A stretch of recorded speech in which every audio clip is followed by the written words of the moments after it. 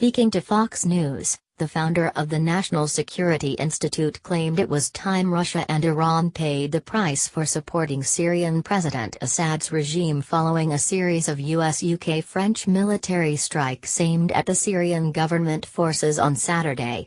Mr. Jaffer, a former advisor to US President George W. Bush, argued the Assad regime in Syria would not exist if it was not for the support of Vladimir Putin, claiming the Russian president was also to blame for the deadly civil conflict. Asked what U.S. President Donald Trump's next step against the regime should be, he replied, "I think the big thing is we've got to be prepared to take more action if this behavior continues on the part of the Syrians. I think we actually have to penalize Russia and Iran for their support of Syria." Getty Fox Syria News. Former White House counsel warns Russia and Iran will be punished over Syria at the end of the day. The Assad regime doesn't survive if the Russians and Iranians don't back him. So we've got to take the fight to the Russians and the Iranians. They still haven't paid no real price for this support. And we've got exact surprises for them too. Russia has requested a UN Security Council meeting over the recent airstrikes which targeted 3 chemical weapons research and production facilities in Syria during the early hours of Saturday. Mr. Jaffer claimed that as Russia is one of the 5 Union countries with a power of veto, the Security Council should be prepared for any further action against the Assad regime to be voted against by Vladimir Putin.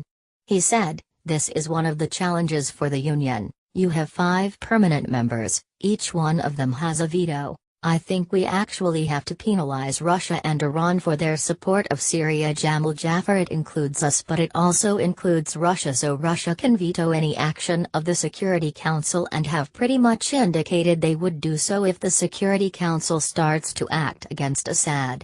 We'll see what happens. I think there's no reason not to try once again and put this before the Security Council and make it clear that Russia is the problem here. Because the reality is, as the president said forthrightly to the American people, Russia and Iran are part of the problem and they need to behave appropriately here." Following the joint attack in Damascus against the Assad regime, Russia's ambassador warned that there will be consequences for the US-led military strikes on Syria, adding that it was unacceptable to insult Russian President Vladimir Putin. Russian Ambassador Anatoly Antonov wrote on Twitter, "A pre-designed scenario is being implemented. Again, we are being threatened. We warn that such actions will not be left without consequences. All responsibility for them rests with Washington, London, and Paris.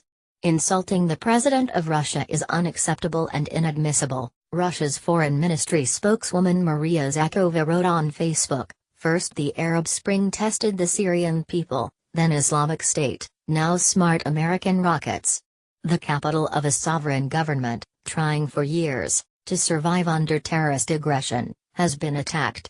You have to be quite abnormal to attack Syria's capital just at the moment when it had a chance for a peaceful future.